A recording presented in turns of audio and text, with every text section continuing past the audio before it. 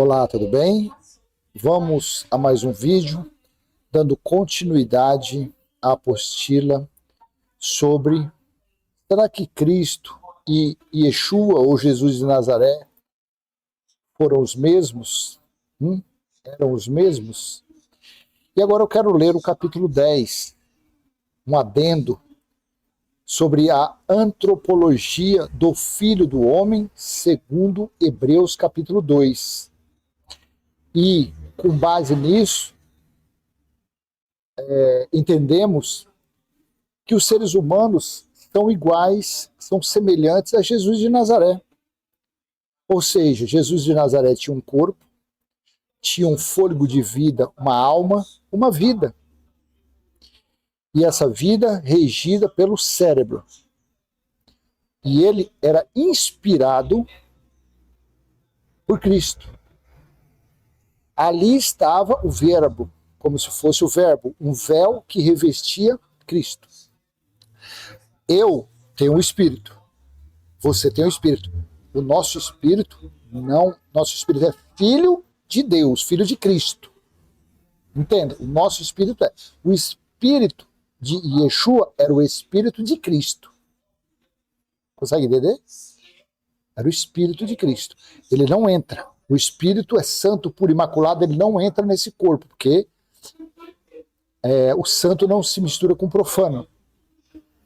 Então vamos ler aqui conforme está na apostila, no capítulo 10. Olha aqui, ó. A antropologia do Filho do Homem, segundo Hebreus. Segundo Hebreus. A identidade humana de Yeshua, a inspiração do Cristo eterno e a semelhança absoluta com os filhos de Deus, a compreensão da unidade divina não estaria completa sem um estudo específico da condição humana de Yeshua. Embora ele fosse a maior expressão da inspiração do Espírito Eterno, sua estrutura física e emocional não diferia em nada da estrutura daqueles que a Escritura chama de filhos, em Hebreus capítulo 2. Oferece a análise mais precisa da antropologia do Filho do Homem, revelando que Yeshua participou integralmente da mesma condição humana que caracteriza todos os nascidos da carne e sangue neste mundo.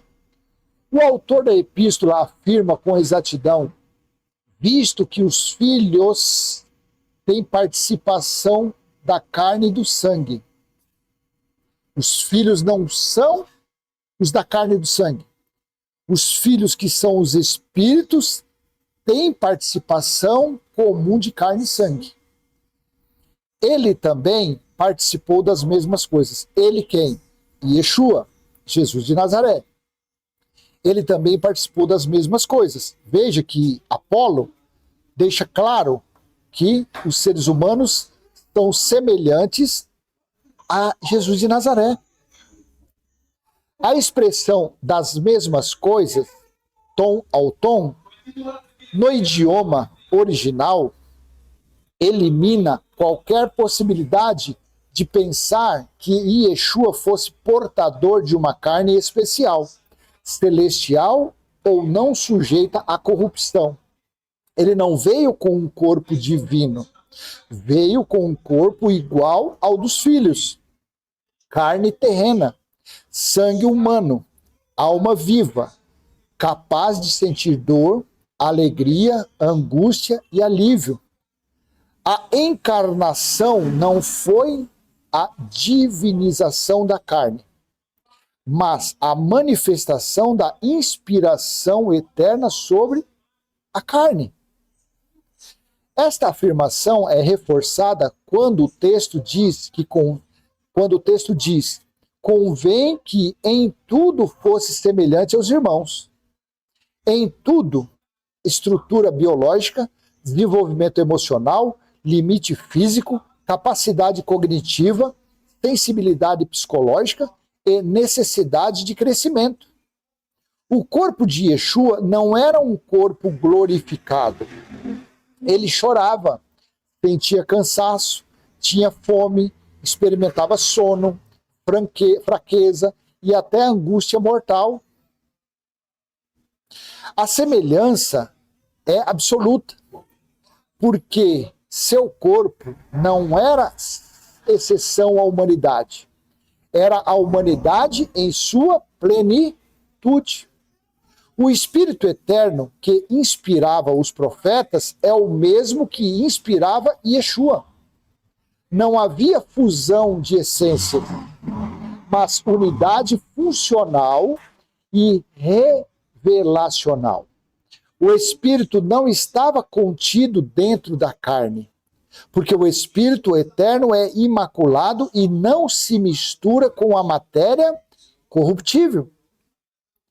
A operação do Espírito sobre Yeshua acontecia na esfera da inspiração, iluminando seu entendimento, guiando sua consciência, revelando a vontade divina. Assim como Cristo inspirou a alma de João em Patmos e iluminou o entendimento de Apolo, também inspirou a alma humana de Yeshua durante toda a sua caminhada terrena. A necessidade de aprendizado e aperfeiçoamento reforça essa distinção entre carne e espírito. Lucas capítulo 2, versículo 52, afirma que Yeshua crescia em sabedoria. Crescimento em sabedoria é atributo da alma humana, não de uma suposta natureza divina incorporada. O Cristo eterno não cresce em sabedoria, ele é a própria sabedoria. Se o Espírito Eterno estivesse habitando fisicamente no corpo, Yeshua não precisaria aprender, estudar, buscar entendimento, nem ser aperfeiçoado pela obediência, como declara Hebreus capítulo 5, versículo 8. O aprendizado revela a humanidade plena do Filho do Homem. O temor da morte, mencionado em Hebreus capítulo 2, versículo 15, reforça esse quadro. O temor é atribuído da alma humana, não do Espírito Eterno. Por isso Yeshua passou por angústia extrema no Getsemane, porque sua alma humana compreendia o peso da morte. Ele não temeu como Deus, temeu como homem. A alma sofreu, mas o Espírito que o inspirava permaneceu em perfeita consciência de eternidade. A libertação dos que temem a morte só é eficaz porque Yeshua compartilhou desse mesmo temor, não como fraqueza espiritual, mas como característica natural da condição humana. Que capítulo forte esse, hein, gente? A morte na cruz encerra o ciclo da carne. O corpo volta ao pó, a alma experimenta a morte. O espírito retorna ao Pai, não a morte do espírito, porque o espírito não pode morrer. Não a fragilidade do espírito, porque o espírito é eterno. Quem expirou foi o corpo preparado, não o Cristo eterno.